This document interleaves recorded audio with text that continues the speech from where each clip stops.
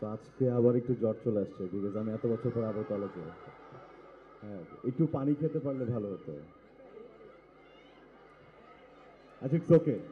Thank you, thank you.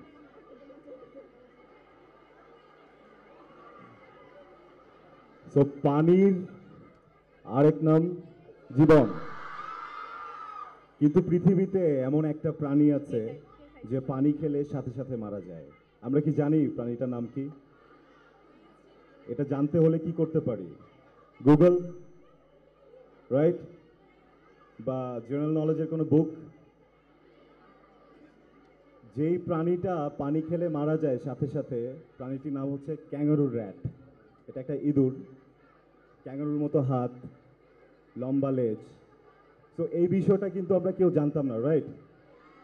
But আমরা এখন জানি। এটা কি মজা? বিষয়টা কি ফান না? জানতে পারা। কিন্তু আমরা যখনই স্কুলের, কলেজের বা ইউনিভার্সিটির কোনো পড়া পড়তে যাই তখন কেন যেন এরকম মজা লাগে না। You know Y? বিকজ আমরা জানার জন্য তখন পড়ি না, তখন আমরা এক্সামে পাস করার জন্য পড়ি, তখন ফার্স্ট হওয়ার জন্য পড়ি, তখন কাউকে না কাউকে বিট করার জন্য পড়ি। সো আমাদের লাইফে পড়ালেখার বিষয়টা যতক্ষণ পর্যন্ত কোনো কম্পিটিশনে থাকবে ততক্ষণ পর্যন্ত প্রবলেম। সো জানার ব্যাপারে, থ্যাংক ইউ, জানার ব্যাপারে, পড়ার ব্যাপারে আমরা কখনো কম্পিটিশন করব না। কম্পিটিশন যখনই করব তখনই ওখানে আর মজা থাকবে না, ফানটা চলে যাবে। তখন একটা স্ট্রেস থাকবে, বিকজ সবাই তো ফার্স্ট হবো না, রাইট?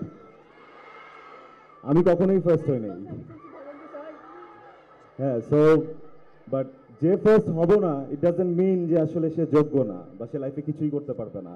তো আমরা সবাই এই যে নবীন বরণে আজকে থেকে লাইফ শুরু কলেজের, সো আগামী 2 বছর কোনো কম্পিটিশনে থাকবো না, শুধুমাত্র জানার জন্য পড়বো, এই ফানটা এনজয় করার জন্য পড়বো।